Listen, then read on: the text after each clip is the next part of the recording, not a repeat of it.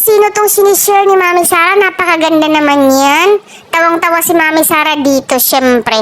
At si Sir Vince at si Papa Janoy, nakakamiss talaga itong mga lalabs natin. Ayan, naglilinis po sila at syempre may mga food dyan.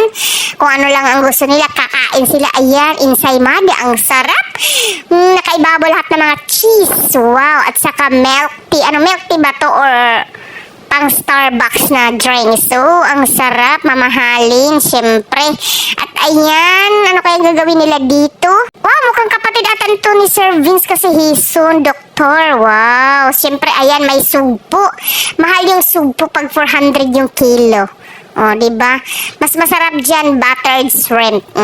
Tsaka ayan, drinks ulit sila servings.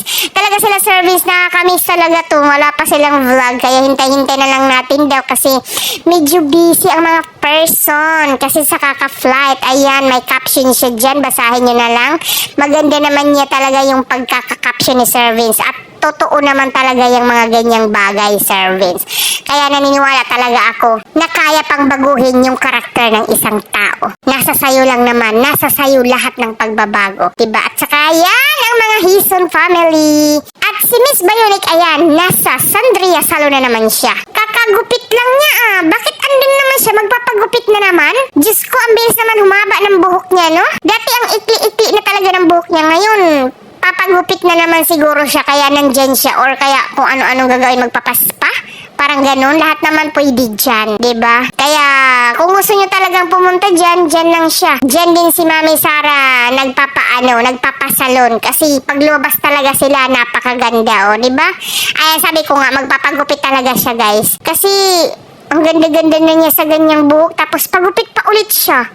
No, siguro, kahit ano lang, inch lang yung humaba, pinapuputulan niya kaagad. Medyo kapag maabot talaga yung skin mo sa lig, makati talaga pag ganyan buko.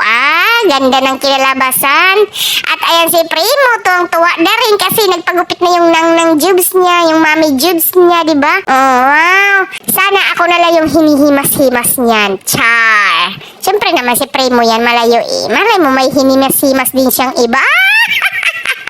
Char lang. Glitz lang para yung prank na yun yung hiwalayan ng Juraki. Huwag tayong maniwala sa kanilang tayo maniniwala. So, yun lang po yung update natin sa mga lalabs natin. Okay, bye. Love you.